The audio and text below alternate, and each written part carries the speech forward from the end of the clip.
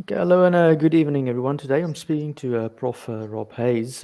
He's in North Carolina and he's a health physicist with a remarkable record in or anything nuclear of the sort, to be honest. And he wrote a very interesting article for SARI, the Scientists for Accurate Radiation Information, and it was called Nuclear Energy Myths versus Facts Support Its Expanded Use. And it's a sort of a literature review to make it simple. And the topic of the night that I would like to unpack is the LNT model, linear no threshold model. So first of all, Prof. Hayes, welcome. Thank you. It's good to be here. So I sort of want to dig into this topic at the moment. You argue that there's myths, in the nuclear industry, and the facts actually support its expanded use. So why did you say there are myths that sort of, by implication, prevents its expanding use? Oh my goodness, there are just so many. Well, most of the myths have some nugget of truth there. There's just like some partial truth that's just twisted to say exactly the opposite almost of what the truth is. A good example might be that 50 years ago, based on the number of known uranium deposits that we had, there were projections that if we went all nuclear, that we would have that those deposits at that price point would last something like 50 years. And so that has been twisted to say that we have 50 years worth of nuclear energy available in deposits. So therefore, we really can't rely on it. We shouldn't invest in it. When the truth is really just overtly the opposite in terms of assuming that 50-year ago technology is always going to be there. Let me crystallize that argument. For the technology that we had at the time to do uranium mining, that would have been true. That was a long time ago. Uranium is plentiful. It would be making that argument today that we'll run out of uranium is like saying we can't do technology anymore because we'll run out of tin. We need tin for electronics, right? It's fundamentally essential to electronics. And so therefore, because there's a limited amount of tin, we have to stop doing electronics. And the reason why I say that that is a comparable argument is because uranium has a higher abundance than tin. There's more uranium, there are more parts per million of uranium in the dirt beneath your feet than there is of tin. And with today's technology, even though the research has been stymied due to radiophobia, there are publications that show that we can passively today remove uranium from the seawater that's just placed there from natural erosion. And that's in the paper, where just natural erosion off the mountains takes uranium from the rock and sticks it in the ocean. And that's at a rate about 4 times the annual electrical energy needs of the world. Every year, dumped into the ocean, that could just be passively extracted. So if we used 4 times the amount of electrical energy need that we have today, we could extract that just from the ocean at the same price point as digging a hole. Now, that's just a single paper that said that. Other papers have had it being more expensive, but there was a new technology for a new resin that you can paste on these fronds that will absorb it out of the ocean. The point is that that is a myth that is exactly, almost overtly opposite to the truth. That is Isn't that like an equivalent of peak oil for peak uranium? It sounds like one of those arguments. I mean, the commodity scares have always been there. We're going to run out of the resource, and then, somebody finds a clever way to get more from less, or just finds a new source. And then it seems you say it's in the seawater. I spoke with somebody some time ago on water and desalination, and it seems that desalination can lead to that path as well. As part of the brine and that extraction process. So that's sort of the commodity myth. But you're saying that there are other myths as well. I suppose safety is one of the big things as well. Maybe elaborate on that one. Let me give you a hypothetical and walk you into this. Let's say that I decided to make a car. I decided I wanted to be an automobile manufacturer, and I was going to make this car really safe, so that I made this thing so safe that when you look at the history of accidents from this car, that it never killed anybody. Right? People get in accidents from cars all the time, but my car didn't kill anybody. It's kind of a big deal, right? If there were a number of these, let's say 20% of the cars that were out there, even 10% of the cars that were out there were my car, and that these have been running for decades, these cars, and they never killed anybody. Might have caused some issues, but that they were safe enough that they never killed anybody. Now that would be fantastic, right? Now, if somebody were to spin a narrative to say those cars aren't safe, you shouldn't rely on those cars. They could hurt somebody.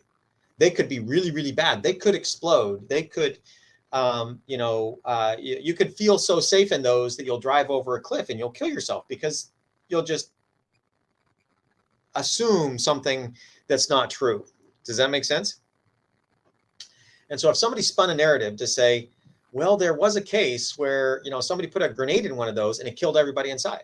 You're like, okay, got it, right? Don't put grenades under these. That's really bad.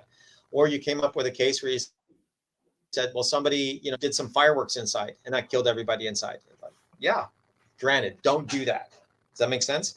But to use that as a narrative to say that these cars are dangerous and unsafe, that's ludicrous, right? Based on the history of the safety of this type of car.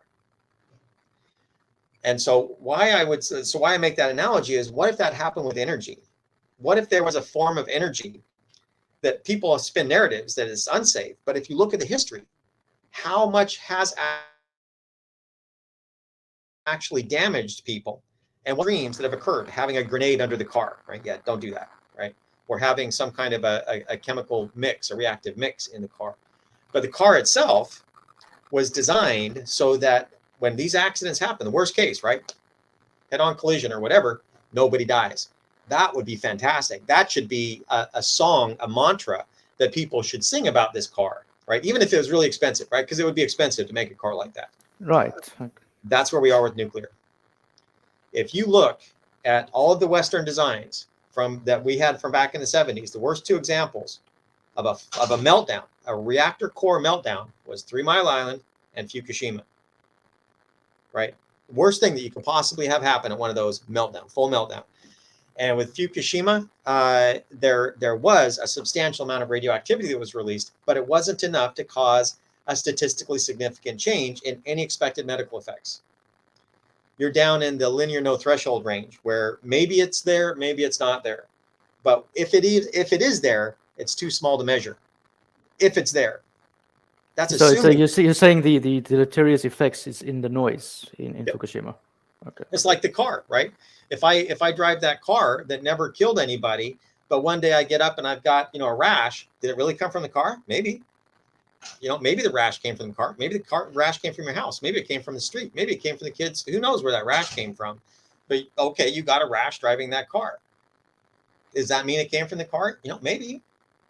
I don't know. But the point is that when it comes to nuclear, the worst case examples that we've had from our Western designs was from events that didn't hurt anybody. Think about that, right? If I have a wind farm, I've got people falling off of those turbines, right? And that's going to kill people. That's an accident that kills people. But how much energy did you get from that, right? Not that much compared to nuclear. And so that is just it shows how extreme the fear is for these. Now, so somebody might say, well, cars were invented for military purposes and they're used by the military, right? These vehicles that you talk about, these combustion engines, these are used in tanks. These are used in, personnel carriers. These are used to kill people, right? And that's the weapons argument. And yeah, that's true, right? The military does, but it's not the same thing.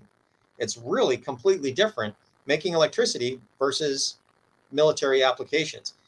And that's not something I can control or really talk about, but that's a very poignant example of how there's a myth out there that nuclear is not safe. Yeah. And that's a really visceral reaction people get often with nuclear, is that it's unsafe, it's scary. But I mean, okay, but the counter, I won't say the counter, but just to speak where the fear comes from, nuclear had the worst start of any industry with 2 atomic bombs, right? It didn't start with civilian power, it started with the military. Okay, now, if that's fair to your point, I can argue rockets had the same thing, because the V2 rockets hit London before they went up to space. But, you can say, okay, fine, not a lot of people have rockets, they probably, statistically, I think, is unsafe, but, we still go to space. But, people would say, okay, fine, Fukushima, people didn't die, statistically no deleterious effects, but there was an evacuation, right? And the evacuation killed maybe people. Now, was that the tsunami? Was that the earthquake? Was that the nuclear? Sort of let you answer that question. But how do you sort of speak to that point? Let's do them points at a time, individual points at a time. So it's true, there are military applications for nuclear technology. I don't think that there is any technology that does not have military applications. All technology. I don't think that there's anything that literally that the military doesn't look for to make their mission. If you're going to divorce technology from the military, you're not going to have any technology. If that's your criteria for assessing a good technology, you're not going to have a language because they even weaponize that, you know. Yes, everything. Social theory. Right. I mean, the arts. That there is nothing that the military won't use. And so that's the first. That's how I would address that first point. If we were going to talk about the evacuation, let's talk about what that actually means. So that's a very misleading example where people say, well, so the point is that right now in the United States, we can initiate an evacuation from anywhere from 1 to 5 rem, or 10 millisieverts to 50 millisieverts. And that's so if the public can get up to 1 rem, then the EPA can issue evacuation orders. Now, to put that in context, 1 rem is what you get from, say, a nuclear medicine scan. It's what you get if I have a heart test, a stress test, or if I have a CT scan to my chest or my pelvis, my head, or something like that. It's about a rem. And the legal radiation dose to a worker in the United States is 5 rem. In Europe, I think it's 2 rem. 2 rem is around where the EPA would issue evacuation orders, and that's a legal dose to a radiation worker. So you're basically saying that the legal threshold at the moment is 2 CT scans for everyone, and then we evacuate. Yep. I think in France they've changed it recently because there was maintenance issues. They had to re-expose the workers, but nonetheless, that's 2, maybe 5 CT scans, and you're saying that's obviously not warranted. Doesn't warrant a response. So so there are 2 different things to look at. There's a legal framework, and then there's the technical basis, right? So the legal framework is that they didn't ask for that. So if I go up to you and I give you a CT scan, that would have legal ramifications if you didn't ask for it, right? If a physician did not prescribe it, then it's not legal. That makes sense? That would be illegal, even though it's just a routine. There's no consent. Yeah. Medical, right? There's a routine medical procedure. So since there's no consent, that's what that's where the legal driver becomes. Is at what point can you do that to somebody without their consent, without them asking for it? But then at the same time, where the contradiction is that you're forcing them to move. And that's what killed people from Fukushima, is you forced them to move, and that caused a panic. That's what killed people. That killed a couple thousand people because you forced them to move to avoid that kind of a dose. Right. And you cannot legally build a nuclear power plant in the United States unless the absolute worst thing that could possibly happen is that if you're standing there on the fence downwind, that you could get 10 rem. 10 to 25 rem, which is just the threshold just to start hitting statistical significance. So a fraction of a % increase in your cancer probability. That's the worst that can possibly happen. So we've never hit it, never even come close. But that's the level of safety that we have to design in these, which is largely why they're so expensive and difficult to build. So you okay? So maybe explain to us. I mean, you mentioned obviously the threshold, and you mentioned sievert. Just say it's or REMS. It's probably a better way of looking at it. To CT scans. Can you maybe just explain to us this linear no threshold thing for people that are not that acquainted with the model? I mean, I know what it is, but just to elaborate a bit. Okay. So I'm only going to deal with the science here. It goes without. It's a standard biological, scientific observation that life as we know it is designed for the biosphere. Right? You have whether you like it or not, you have a detailed design specification in terms of pressure, temperature, vibration, impact, elemental distribution of the air that you breathe, elemental distribution of the food, of the water you drink, contaminants in the water, pathogen content. There's a whole long list of all of the things that are required for life, not just to live, but to thrive. And it's basically here, right? It's the biosphere. It's what we have right on the surface of the earth. Once you get too far away from that, things go wonky. And so there are two main arguments that I've seen in the literature, that you'll find in the literature. So one of them is that we know that radioactivity decays exponentially forward in time. So if you go backwards in time, radioactivity increases exponentially. So if I go back a couple billion years, the amount of radioactivity in the Earth would have been drastically higher.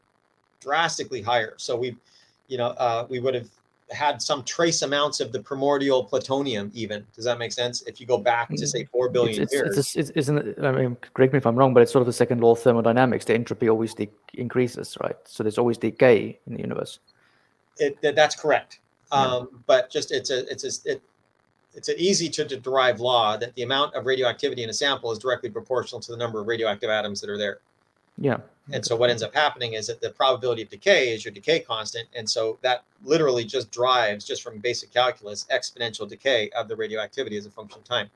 Half-life approaches, basically. The half-life approaches. So the half-life is inversely proportional to the decay constant. But the whole point is that e to the minus, some constant t is the amount of activity you have in time. It decays exponentially in time. Okay. So if you go back a couple billion years, the radioactivity from the Earth would have been a lot higher. Just a law of physics. And so that would have been when life would have started, when the first cell, right, the first actual recognizable earthly life would have been be able to say, look, that's a cell, right? A couple billion years ago. Further than that, it would have been more, but who knows what that is, right? So that cell would have been designed to live in a much higher radiation environment.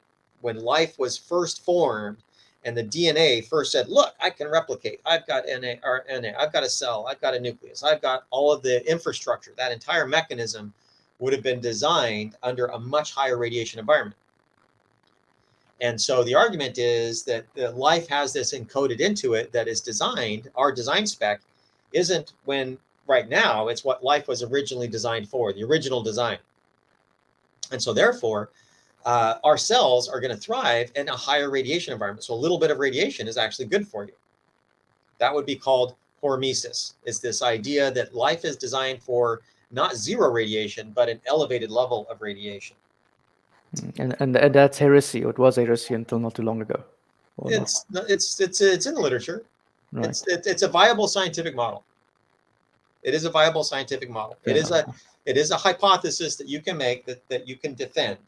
Now, there are other hypotheses out there that are also defendable. So an alternative hypothesis, I'm going to go through a couple of them. An alternative hypothesis is linear threshold. Now, this is kind of probably a better way to couch this is to say, yeah, okay, fine, I'll grant you. The original cell was designed to be able to live in much higher radiation environments, but you're not a cell. You're something far more complex. And, excuse me, you're a Homo sapien. And Homo sapiens, we've been around for maybe 1 million years at best, maybe hundreds of thousands. But let's say, give it a 1 million years. So your design spec is actually what radiation was 1 million years ago, not that much higher, right? A little bit higher, not that much higher. So that's what your design spec is. So that means that you're going to be okay with lower levels of radiation and maybe a little bit higher, maybe a few factors higher, but you don't necessarily expect a real benefit from it. It's basically right there near what we have today, but only a little bit higher. And so effectively, statistically, that looks like no radiation effects at elevated radiations up to some threshold. And then at this threshold, you're going to overcome the body's ability to compensate. Here's an example that's a very simplified perspective of that. If I have a 10 centimeter block and I jump off of it 100 times, my physicians can say, yay, do that every day. It's a good thing, right? But that's a certain amount of energy, right? A certain amount of energy to step up and then to release it, right? So that's a certain rate of energy out and an energy in that our body is designed for. That's our design spec, right? But if I take the same energy and do it really quickly, so I take a 10-meter block and I jump off at once, right? It's the same energy, it's just very rapidly. It's not distributed over time. And so the idea is that one overwhelms my body's ability to recover. And the other is that's what I'm designed for. I'm designed for this lower level about. And so basically I have no effect from it up until I hit some height. And at some height, I'm going to overcome my body's ability to withstand that rapid impact as opposed to the small impact of the steps. Right. The threshold, yeah. And so that would be linear with threshold. So once I start making that 10-meter block go 20 meters, right now I'm breaking twice as many bones, 30 meters, 3 times as many bones or something like that. And so you have these two scientific models that are in the literature. Now, the third one, the one that you had mentioned, is linear no threshold. So linear no threshold means that any single photon that interacts with your body and causes ionization has a possibility of inducing cancer. So there is no a priori de minimis of radiation dose, that any level of radiation is harmful. And so avoiding all radiation has some benefit in terms of reducing risk from that radiogenic, from the cancer probability. And that is the one that is largely disfavored up to the statistical significance, because the point is that there are very few, and there are some scientists that will say, well, just because we can't see it, I'm going to assume it's there anyway. There are those that do that. And that's literally what they're doing. They're saying, well, it's linear above that. So once you get to the noise, I'm not going to assume it goes away just because I can't see it anymore. I'm going to extrapolate down to 0 and assume it still occurs down as I approach 0. Right. So, and that's where the contention is, I guess. Yes. So, well, I don't know that there's a contention. There are some of those that feel contentious about it. To me, they're just scientific models. Yeah. That's really all that they are. They're scientific models, and they have some different scientific ramifications depending on which is true, right? Because then that means that if one is the other true, you got evidence for your hypothesis, for your design specification. That makes sense? And so what my paper pointed out is that really none of that matters in terms of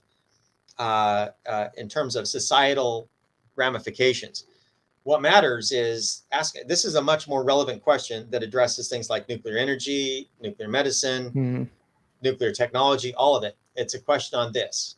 If I have a possible medical effect that's too small to be measured, how much money, fear, and time should I spend on something that's too small to measure, given all the things that we can measure, right? The effects of diet, the effects on exercise, the effects on stress, right? How much does stress affect us? All of those I can measure, and I can come up with a number in terms of what the risk benefit ratio is. But if I'm down, say 20 or 10 rem, and at that point you can't see an effect anymore. If it's there, it's too small to see. Given everything else is just in the noise. How much money is that worth? Is it worth $1 billion? Is it worth $1 million? How much is it worth to avoid that potential risk, which is too small to see? And then I have to ask, at which point are we just knocking on wood? Right, but then people would come with the argument, and look, I don't buy the argument, and I'm playing devil's advocate here. They would say, but you're talking about human life here, and life is invaluable, and every life is worth saving. Absolutely, 100%, 100%. It's basically saying you're like an economist now, and you shouldn't. No, let's go there. That's exactly what I was addressing. That was exactly my point. Is that if I say, all right, there's always a possibility that this might spontaneously erupt into flame. It's astronomically small, right? The thermal oscillations. If I look at the Maxwell-Boltzmann equation, there's going to be some molecules that are going to be up above that threshold that I could ignite, that this could spontaneously combust. It's astronomically small, right? But that would be really bad for me, right? It would burn next to my face. So depending on the probability and the consequences, and that's where the risk is. It's the probability times the consequences.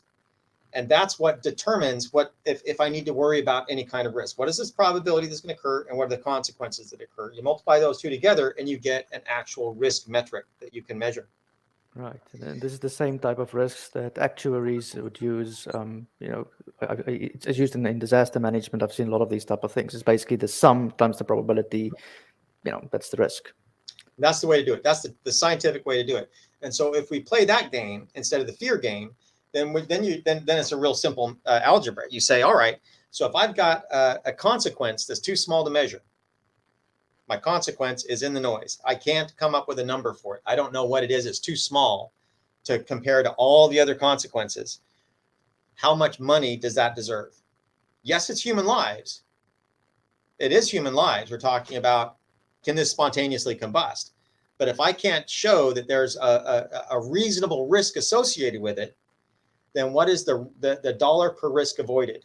And that's what I have in the paper, is a matrix to come up with how many dollars per, if you've got a fixed budget, right? I've got $10 billion and I want to reduce the risk to society. Does it make sense to spend $1 billion to reduce the 10 rem potential to 1 rem if I can be spending that on food, on shelter, on clothing, on education, on infrastructure? We're spending it on mitigating these small doses, literally billions of dollars. Right. Is that where we want to spend our money? Because that makes us feel better. Did that make you feel better? Was that worth it to get that dose that much smaller? And yes, we are talking human lives, but I would argue that I can make a lot more lives happy and fulfilled if I can give clean water to the third world, if I can give electricity to the third world where they can now preserve their food. They can cook their food. They can transport their food. They can build themselves shelters, rather than me worrying about, am I getting 1 rem or 2 rem or whatever the case might be. And so, yes, it is human lives in a very salient, poignant way. It's how are you spending that money to reduce your risk? Is it a risk?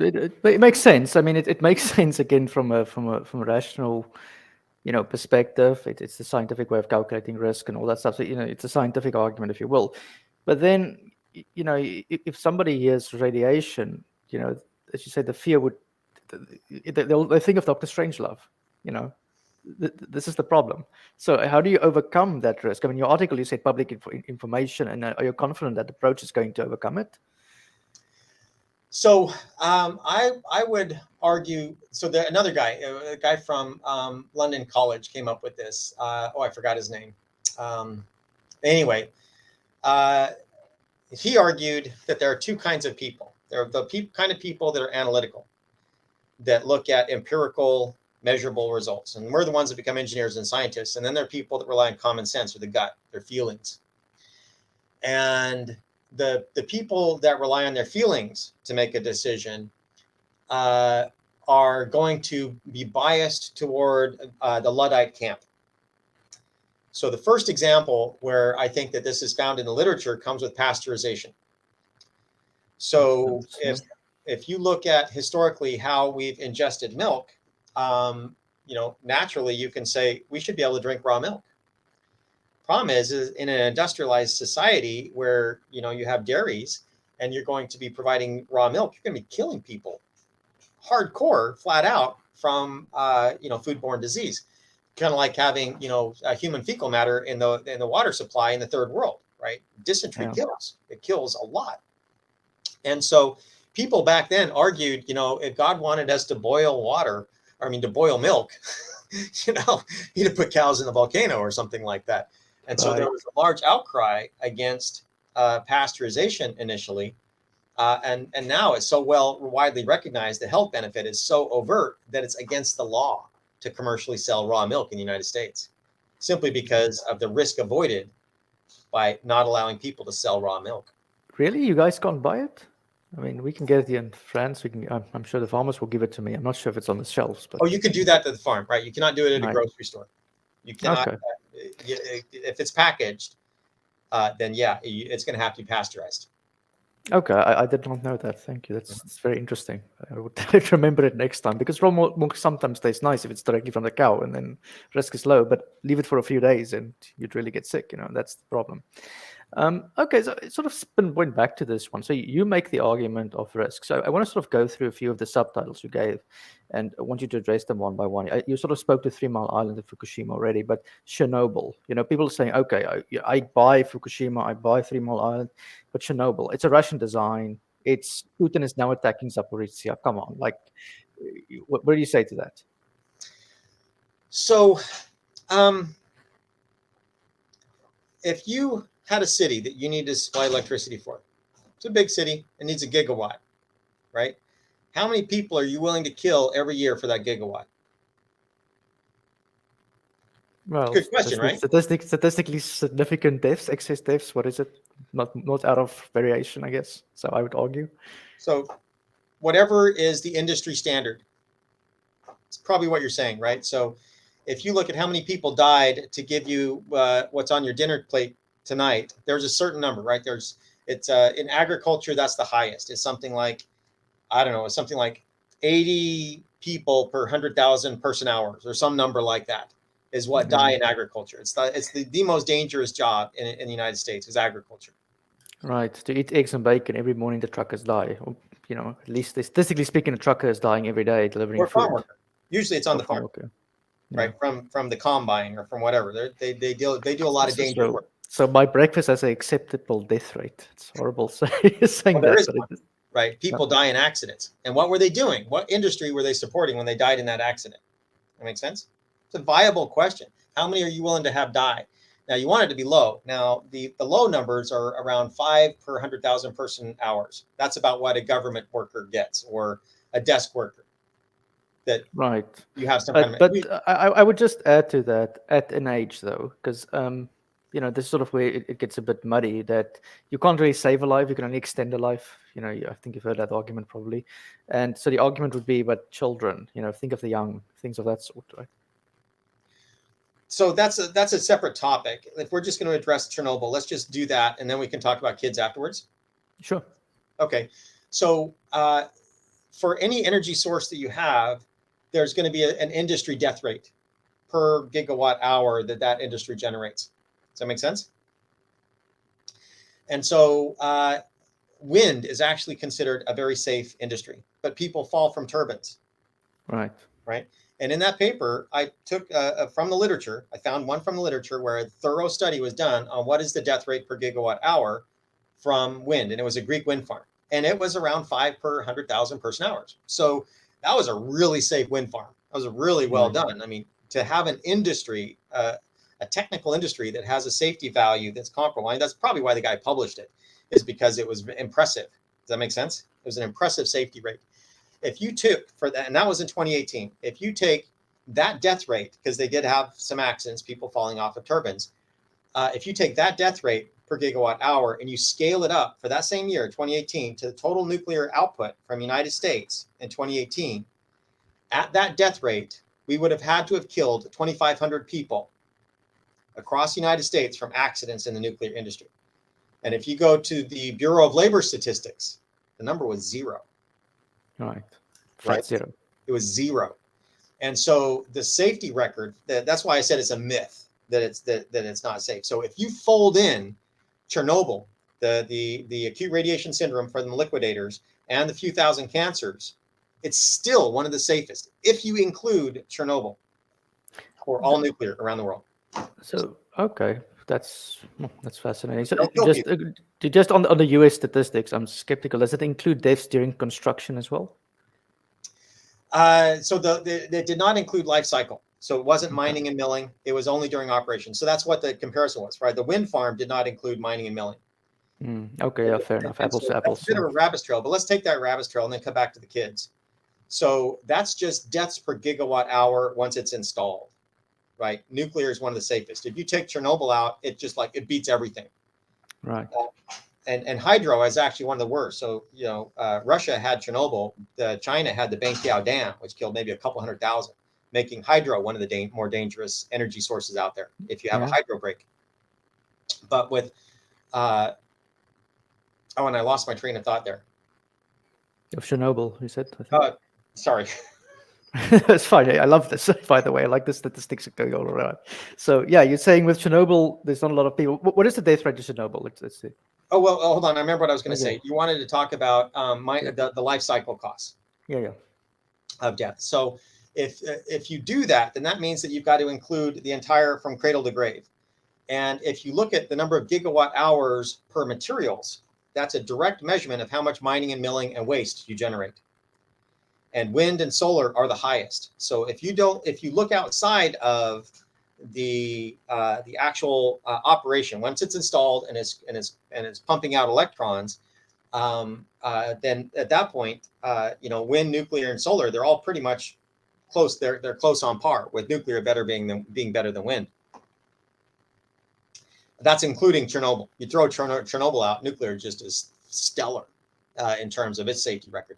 But now if you talk about mining and milling and manufacturing and transportation, then those zero numbers don't go away. Then you actually get deaths from nuclear. But it's a difficult comparison because, I mean, I take uranium mining, for example, at least in South Africa, I know is uranium is found with gold, and golds are very deep mines by their nature. So they have a higher fatality rate because they're deeper, not because they're gold, so you can't really, I mean, we need gold and you find uranium next to it. So yeah, sure.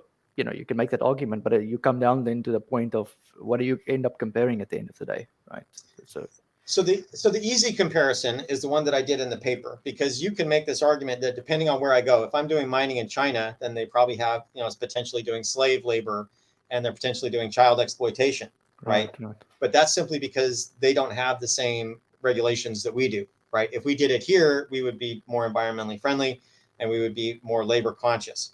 And so you can make all these depending on all the different materials that you have. There are a lot of different variations. And so the easy way to look at that without having to fold all those in and apply a metric to those, right? How do you apply a metric to child labor? How do you apply a metric, right? You got to have a number to apply a risk or some kind of a cost, a social cost. And you could do that, but I didn't even try to do that. What I did is I said, so the way that we're going to democratize that argument is to say, it can vary from, you can mine a different place. You can change the regulations. Those things can evolve. What doesn't change, what's always going to be a constant for a given technology, is the amount of life cycle materials that are required to give the output product. So how many materials are required for a gigawatt hour? And lo and behold, nuclear is one of the smallest, is down there like with geothermal and hydro, because the fuel is that once you built it, it's just the fuel cost, and the fuel is so small that if you use that for your metric for life cycle impact, for both environmental and human impact, all the materials that you have to refine and then store, then nuclear comes out again the best. So that is another myth, that the impact on the environment is so tragic that you can't have nuclear because it's so environmentally impactive, when in fact it's just the opposite. Just the opposite. It is the least environmentally impactive if you use that democratized metric for how many gigawatt hours do you get per pound of given types of material. Okay. Now, next question that I asked earlier is, what about the children, basically? And I absolutely agree. It comes for any kind of thing, right? The potential for this to spontaneously combust, right? It's more sensitive if we're looking at children. And when it comes to radiation, they're twice as sensitive as radiation. So the minimum statistical effect that we've ever seen from radiation is only with children, and that's at around 10 rem. With adults, it's about 20 rem. And that only comes from radiotherapy patients. And we only know that. So for the 20 rem, that came from atomic bomb survivors, where we can see that you just start to hit that statistical threshold for a cancer probability. Is that, so correct me if I'm wrong here, but is that just because a child has less mass, basically smaller, and then, it hits them? Why would that be? Okay, so we need to come back to this point if I'm going to answer that point. Okay, fair enough. Go for it. Sorry, I'm throwing the stuff like this. Okay, so it's a law. It's an old law of Tribignon and I forgot the name, the French names. So the radiation sensitivity is going to be directly proportional to it's going to, different tissues have different sensitivity. The tissues with the highest sensitivity either are going to be very undifferentiated, like stem cells, or they're going to be highly replicative, like stem cells or gametes, from things that come from the gonads. So some things that are highly specialized, that really only do one thing.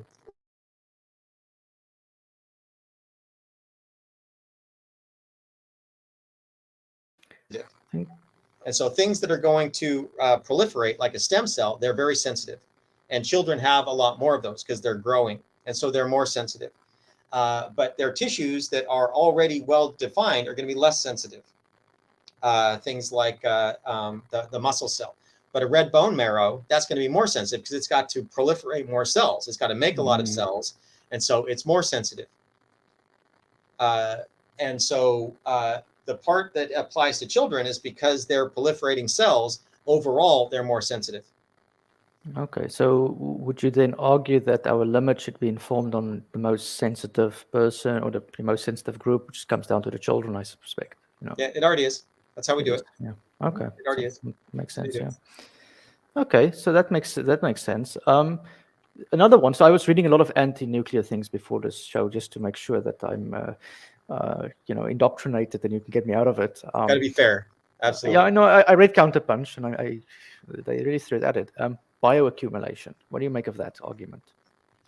So that's something that's also understood and known. So there's a limit to that. So uh, a typical model for radioactivity coming into the body might be something like a sink, right? If I've got a sink and I've got a tap, when I have water coming in, the height of the sink is going to raise to the point where the water coming out of the drain is the same as the rate of the water coming in. And then I'm at steady state.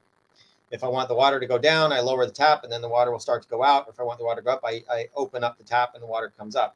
And so that's a steady state where the inputs is equal to the outputs. That makes sense? So bioaccumulation is this argument that, well, the rate of impurities, of biological impurities in the water is going to be constant. So the amount that's coming in should be the amount that's coming out, unless they can start plating out on the outside. And then they can start to accumulate because they build up there. And that is absolutely something that's a possibility under certain circumstances. Like the example with the sink, you've got to have some kind of an algae that can stick to the side of the sink. And so it sticks behind and it doesn't just flow with the water. Right.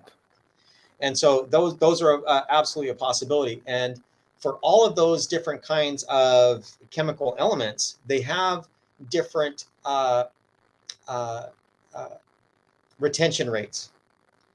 So none of them are going to be retained forever in the sense that they're going to at least radioactively decay, or else the body, when it recorporates itself, it simply decides, well, I'm not going to get rid of you like the rest of the atoms that I'm getting rid of. For some reason, I'm going to keep recycling you. And the body generally doesn't recycle like that. There are exceptions to where the body will do that, like with tattoos. But as a general rule, when it comes to the radionuclides, you either are going to breathe it in, or you're going to ingest it. But if you have it injected, then you have this kind of thing. Or if it's put in the right spot, then like with a tattoo, it can be held over. Right. But if it's a standard approach of either breathing or ingesting or drinking, then based on the chemical form, there's going to be a certain retention rate. So there's a biological half-life and there's a radioactive half-life. And the radioactive half-life doesn't change, but the biological half-life does. It's uniquely dependent upon the chemical form that you have. Right. And those chemical forms have different allowable levels.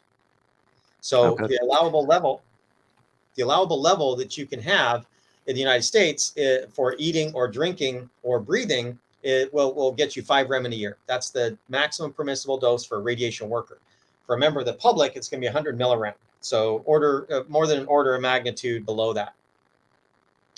And the chemical form is going to determine the actual dose per intake, because the dose per intake is going to be dependent on that chemical form. So it's already factored in when you're looking at environmental releases or public exposures, worker exposures, and disposal criteria. So it's already factored in. Okay, so then I want to ask the specifics of those, because this came up in one discussion I had with one guy. And there's 3 elements that the anti-nukes love citing: tritium, cesium-137, and strontium. I forgot the number, but there's some strontium. Strontium 90. That's the one. Like, what do you say to all 3 of those? So that's absolutely true. If you take radioiodine, which is one of the main things that's released in a nuclear power plant accident like Chernobyl, that's what caused the thyroid cancers. The iodine in the air, when you breathe it in, the body says, oh, I know what to do with iodine. I stick it in the thyroid, right? That's bioaccumulation. We understand it. We know how that works. We know what the dose coefficients are as a function of the chemical composition of that iodine. Right. And the body will do that because the body doesn't know the difference between different isotopes. It says, oh, I know the chemical, I can discriminate chemicals, but I cannot discriminate isotopes. And so the cesium is in the same chemical family as sodium and potassium. And so it just goes where the water goes, right? We need sodium and potassium. It's a salt too. Yeah, it's a salt. Cesium is the same chemical family. Strontium is in the same chemical family as calcium. And so if the body sees strontium, if it's in an appropriate chemical form, it sends it to the bone. And again, we know that. right? It's not like that was a secret. It's not like the anti-nukes are like, oh, we just discovered that, calcium goes to the bone. No, it's us that told them. Right. Okay. That makes sense. And we quantified it. We said, so this is how much you can get in terms of the dose if that occurs. And so this is just like with any radionuclide, it's no different than any other radionuclide other than the biology or the radiobiology, how the body deals with it. And we know how that works. And so we know what the safe limits are, and we know what our regulatory limits are, and they will vary with the chemical form. Okay, so the dose is dependent on the chemical. It's not just the amount of radiation, it's this chemical as well. Okay. Well, that's just how the body handles it. Yeah. Right. So we know how it's going to be processed in the body if there's going to be any bioaccumulation. Okay, and the other one that they've had is cross-generational effects, long-term. What do you say to that? Sorry, I'm throwing the whole book at you tonight. I know. That's I understand. To me, when you look at the myth versus the truth, it's a perfect example. It's probably one I should have led with that one. So the Credible Hulk, the X-Men, Spider-Man. I don't know. There are a bunch of examples of these kinds of things, right? So what does the science say? This probably is the quintessential example. It's never been seen. Right. There's no kids with 3 eyes and things of that sort. Oh, there are, but they're not radiation related, at least not that we can tell. They happen spontaneously, irrespective of the radiation level. So there have been genetic effects that have been seen in some animals. And what that means is that this is something you can pass on to your progeny. Now, if you get a massive radiation dose and you're in your first trimester, then you have something that looks like fetal alcohol syndrome. So you're preventing the body's ability to properly nourish the fetus at that point, and so its growth is stunted, but it does not have genetic damage. Okay. So you can get birth defects if you have a massive dose. It takes a really big dose in the first trimester, and you can get birth defects, but there's no genetic damage. The DNA does not look like it's affected. It was just the growth process. It was a chemical imbalance effectively in the body that prevented proper growth.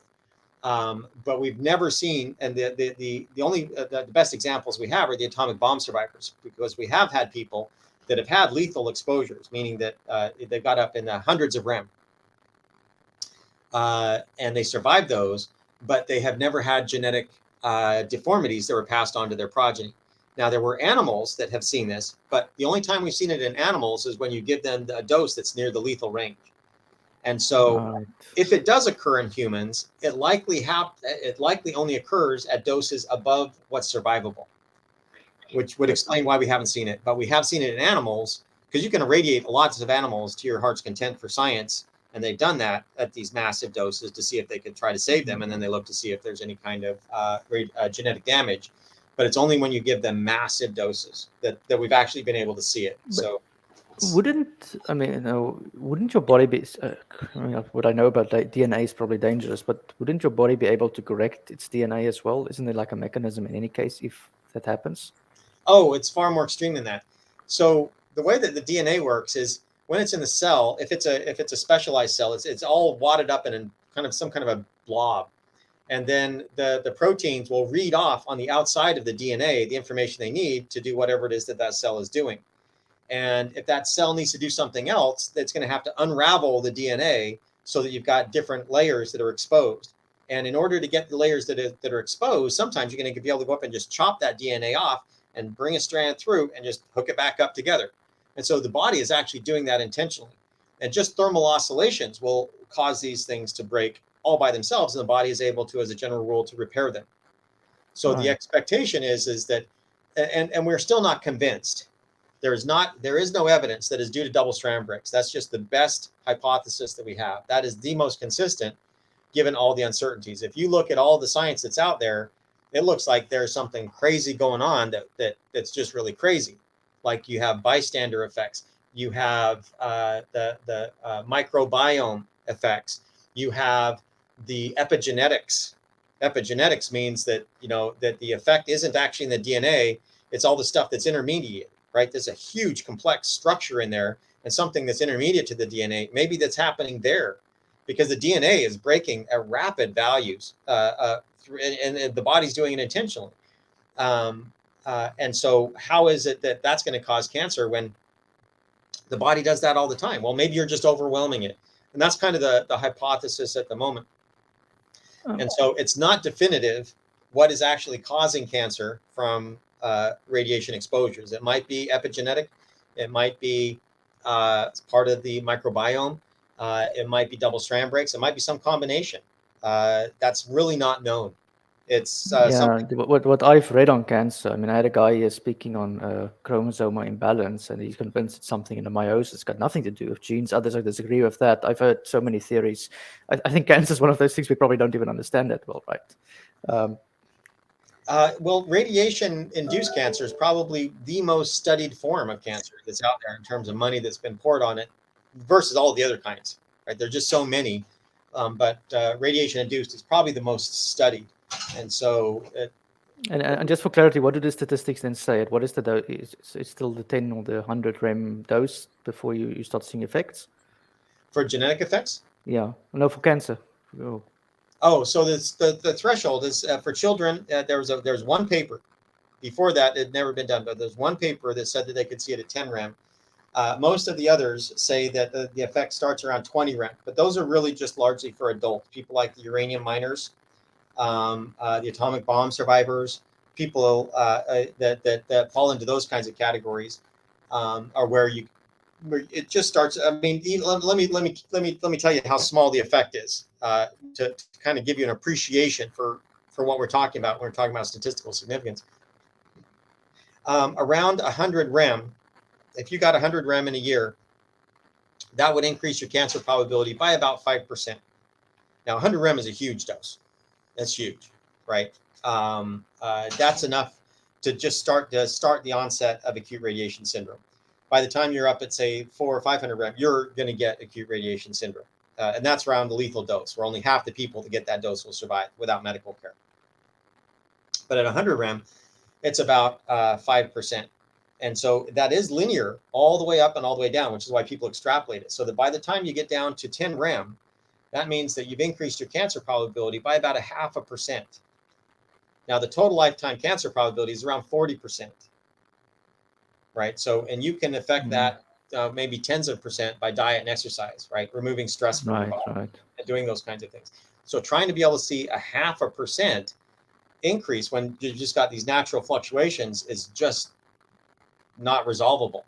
Does that make sense? Yeah, no, it's masked. If it is there, it's masked in the noise, basically. You know. Right. And so the levels that we control for evacuation is at 1 rem. The level that you get just from natural background gamma is 100 millirem. And then your internal gamma dose, just from the natural potassium in your body, is about 10 millirem.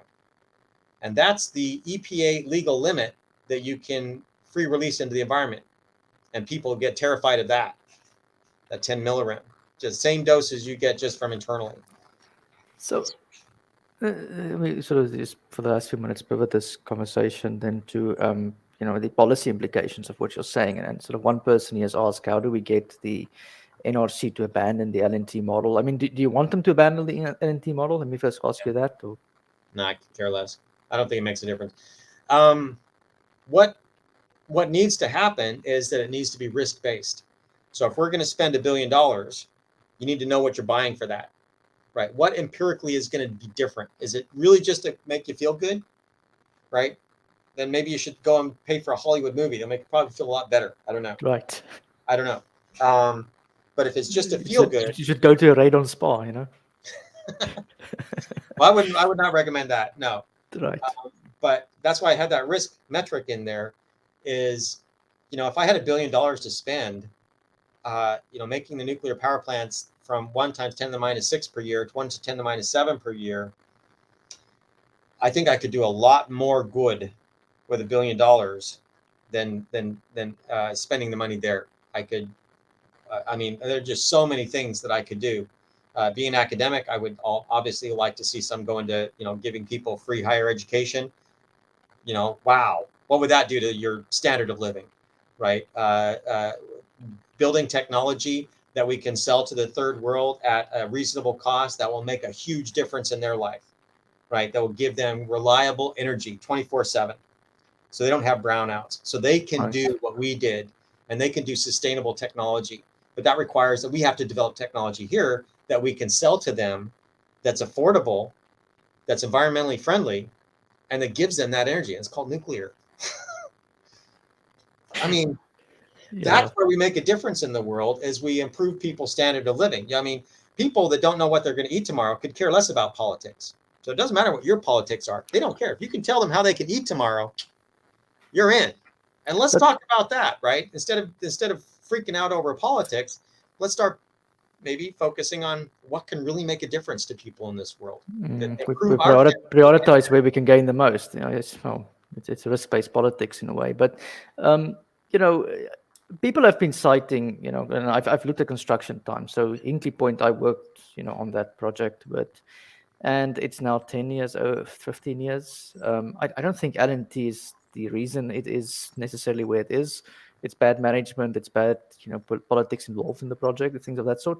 But nonetheless, there's a lot of safety added features to the project, like airplane crashes and things. And you know, how would you go to reform how we build these structures? Like, was that not in your field? So I don't see a need necessarily to reform anything per se, other than our reaction to initiatives or events. So, in other words, I just think that the only thing that I think that I would like to see different is informed decision, informed consent, so that people aren't living in fear and having fear make your decisions. That's where the problem is when fear makes your decision. How am I going to respond to Fukushima to make the American public feel better? Well, if they had an informed decision on what could actually make a difference, then I think that that would have made a big difference. Like Yeah. evacuation, right? We want you to avoid the equivalent of one nuclear scan per year, so you have to leave your home for good. I'd like to think that we would at least let them make that decision rather than saying, I'm going to make you move. That's not informed consent, right? Right, but I can hear the anti-nukes going, "Oh, you're lying to them about it's only one dosage, and the environment is permanently contaminated." And you know, those are sort of the arguments I suppose that one has to address. So you make the argument that the reactor design, there's not much to change there, as far as you can tell. You know, it's more or less the events, as you say, the scenario planning and that things. So, in the nuclear industry, safety is a matter of pride. I'm not sure that I would want to reduce our safety at all. I like having the safest industry that's out there, even though people demonize it as the most dangerous. You know, I like to be on the side of truth, even though I'm hated for it. Um, that's that's a pill I'm willing to swallow. Um, and so I don't see that making changes there are what's going to be useful. What will be useful is investing in research in it, right? Right. Reducing the environmental footprint from uranium mining so that we could do passive removal from the ocean. Like you had said, water desalination. If we provided technology to do water desalination at the coast, we could we could use that uranium and all of the other precious minerals that come from that, provide fresh potable water for whatever, right? Let's say we develop this to use here in the United States.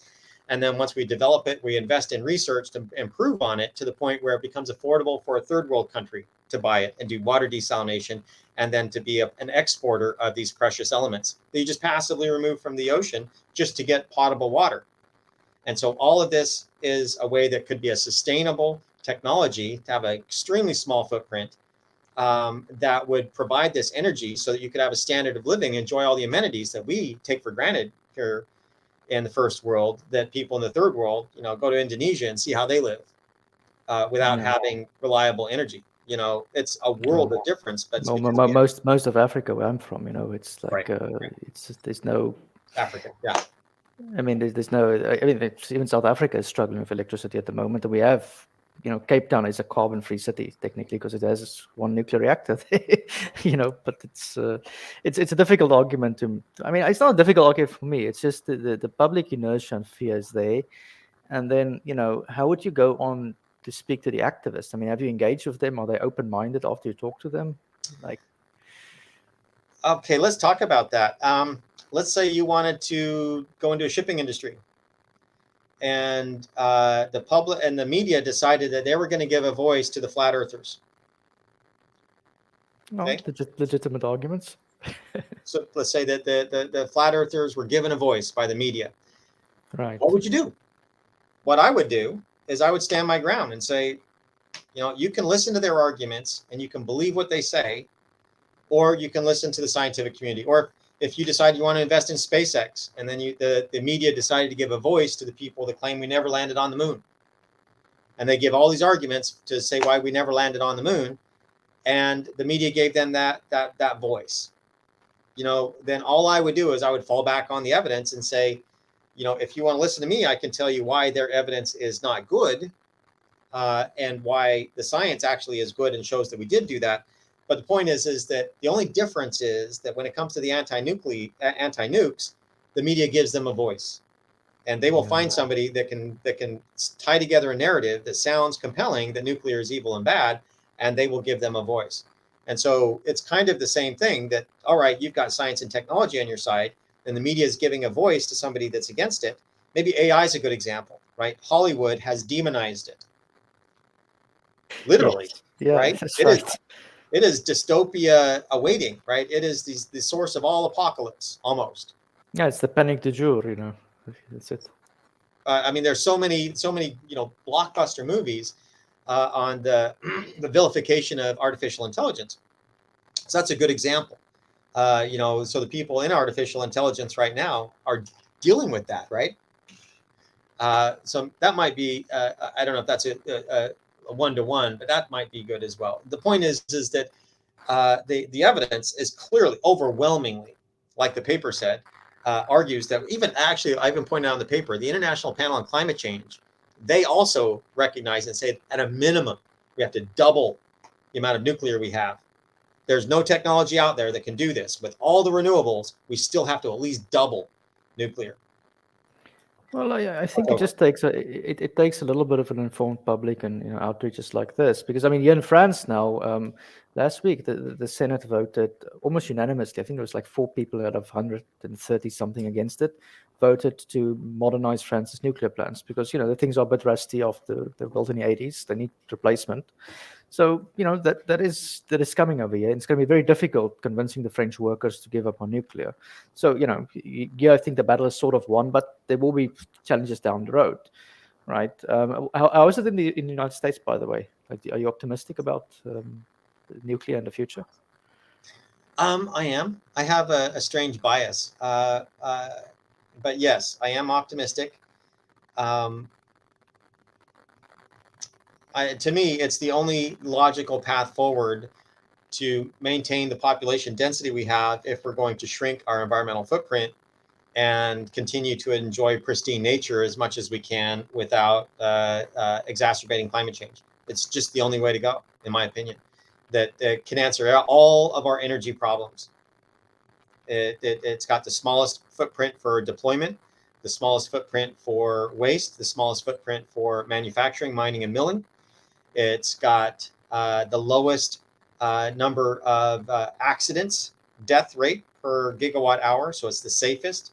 The only thing that we need now is to bring down the cost and to improve the construction schedules, and that's going to require that we have to invest in it.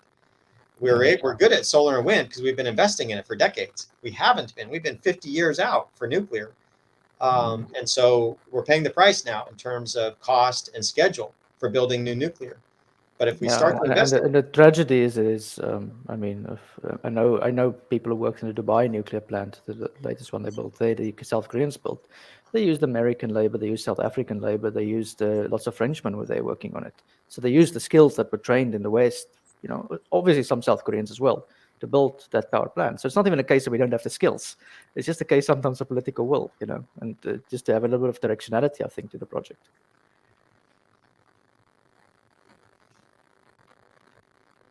do you have any other questions?